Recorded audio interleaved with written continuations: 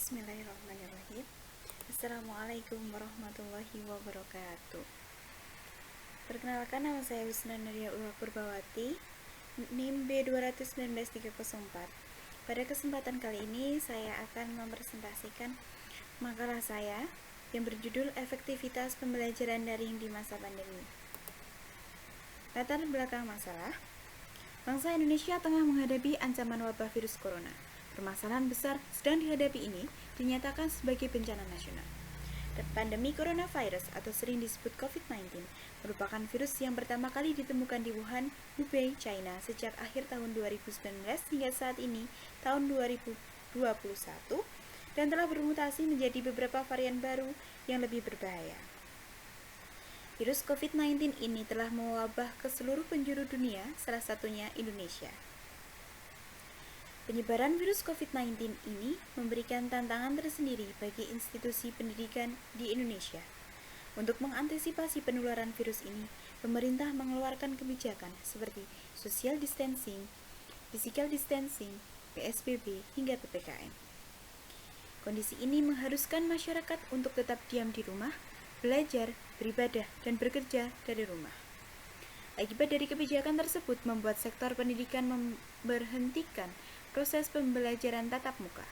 Sebagai gantinya, perguruan tinggi dan sekolah melakukan proses pembelajaran secara daring atau dalam jaringan yang dapat dilaksanakan dari rumah masing-masing siswa. Sesuai dengan kebijakan pemerintah melalui Surat Edaran Mendikbud Nomor 4 Tahun 2020 tentang pelaksanaan kebijakan pendidikan dalam masa darurat penyebaran coronavirus disease atau COVID-19, menganjurkan untuk melaksanakan proses belajar dari rumah melalui pembelajaran daring. Pelaksanaan pembelajaran daring ini memerlukan perangkat pendukung seperti laptop, komputer, gawai, dan alat bantu lain sebagai perantara yang harus terhubung dengan koneksi internet. Kesiapan dari pihak penyedia layanan maupun siswa merupakan tuntutan dari pelaksanaan pembelajaran daring. Berbagai macam aplikasi dapat digunakan untuk menunjang program pembelajaran daring ini seperti Google Classroom, Google Meet, Zoom, Open Learning, Schoology, WhatsApp, Google Formulir, dan berbagai platform lainnya. Pembelajaran daring ini diharapkan dapat memutus rantai penyebaran COVID-19. Guru dan tenaga pendidik dituntut untuk lebih inovatif dalam menyusun langkah-langkah pembelajaran. Perubahan cara belajar ini tentunya membuat guru dan siswa harus beradaptasi dari pembelajaran secara tatap muka menjadi pembelajaran daring. Hambatan yang sering terjadi ketika siswa sengaja tidak mengikuti pembelajaran daring ini disebabkan tidak memiliki kuota internet. Berbagai hambatan dan tantangan ini membuat guru menjadi bimbang dalam mengambil kebijakan dan memberikan nilai. Berdasarkan latar belakang tersebut, maka peneliti akan melakukan penelitian dengan judul Efektivitas Pembelajaran Daring di Masa Pandemi. Rumusan masalah. Berdasarkan latar belakang yang telah dijabarkan di atas, maka rumusan masalah yang diajukan sebagai berikut. 1. Apakah pembelajaran secara daring berjalan efektif? 2. Apakah guru dan para pendidik siap melakukan pembelajaran daring? 3. Apa saja faktor yang mempengaruhi efektivitas pembelajaran daring? 4. Apa saja faktor penghambat pembelajaran daring? Dan yang kelima, apakah kelemahan dan kekurangan pembelajaran daring? Tujuan penelitian. Berdasarkan rumusan masalah yang dibahas, maka tujuan penelitian ini ialah: yang pertama, untuk mendeskripsikan apakah pembelajaran daring ini berjalan efektif di masa pandemi. Yang kedua, untuk mendeskripsikan kesiapan guru dan pendidik melakukan pembelajaran daring di masa pandemi. Yang ketiga, untuk mendeskripsikan faktor apa saja yang mempengaruhi efektivitas pembelajaran daring di masa pandemi. Yang keempat, untuk mendeskripsikan apa saja faktor penghambat pembelajaran daring di masa pandemi. Dan yang terakhir, untuk mendeskripsikan kelemahan dan kekurangan pembelajaran daring di masa pandemi. Manfaat dari penelitian ini diharapkan dapat memperoleh manfaat yang baik bagi semua pihak, mampu menambah wawasan, pengetahuan mengenai keefektivitas pembelajaran daring di masa pandemi. Pembelajaran jarak jauh secara daring. Pembelajaran jarak jauh secara daring adalah pembelajaran jarak jauh yang cara pengantaran bahan ajar dan interaksinya dilakukan dengan perantara teknologi internet.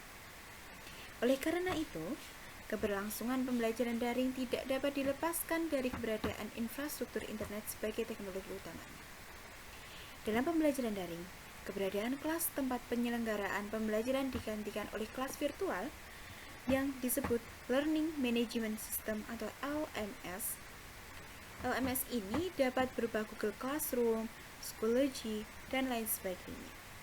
LMS tidak hanya digunakan untuk mengakses informasi, tetapi juga untuk membimbing siswa memenuhi dan mencapai tujuan pembelajaran. Keefektifan pembelajaran secara daring. Keefektifan berarti keberhasilan terhadap suatu kegiatan.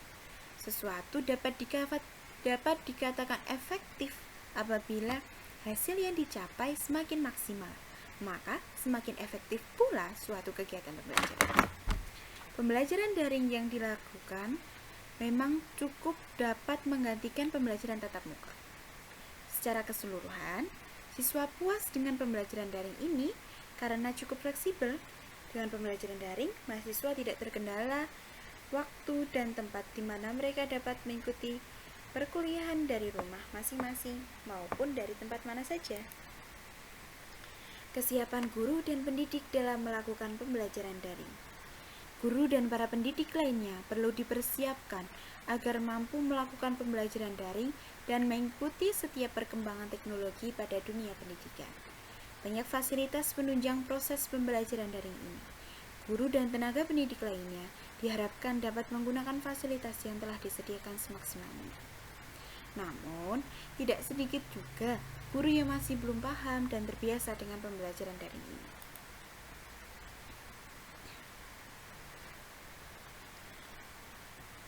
Penggunaan media pembelajaran daring. Pembelajaran daring ini ialah pembelajaran yang mengharuskan terhubungnya dengan koneksi internet. Karena pembelajaran daring menggunakan Learning System Management. Ada beberapa aplikasi yang dapat digunakan untuk membantu proses pembelajaran daring ini meliputi Zoom, Google Meet, e-learning, Schoology, Google Classroom, Google Formulir. Namun tentunya kuota internet dan sinyal yang stabil sangat dibutuhkan agar kegiatan pembelajaran online ini berlangsung lancar tanpa kendala. Manfaat pembelajaran daring. Beberapa siswa merasa lebih nyaman dalam mengemukakan gagasan dan pertanyaan dalam pembelajaran daring. Mengikuti pembelajaran dari rumah membuat mereka tidak merasakan tekanan psikologis dari teman sebaya yang biasa mereka alami ketika mengikuti pembelajaran tatap muka. Pembelajaran daring juga mampu menumbuhkan kemandirian belajar, self-regulate learning. Memiliki fleksibilitas dalam pelaksanaannya dan memotivasi siswa untuk lebih efektif, lebih aktif dalam belajar. Pembelajaran jarak jauh melalui daring ini mendorong munculnya perilaku social distancing dan dapat meminimalisir munculnya keramaian sehingga dianggap dapat mengurangi potensi penyebaran COVID-19 di lingkungan sekitar. Adapun kelemahan pembelajaran daring ialah lemahnya pengawasan terhadap siswa, kurang kuatnya sinyal di daerah pelosok, dan mahalnya kuota internet merupakan tantangan tersendiri dalam pembelajaran daring. Tidak sedikit pula siswa yang kesulitan dalam memahami materi yang diberikan secara daring.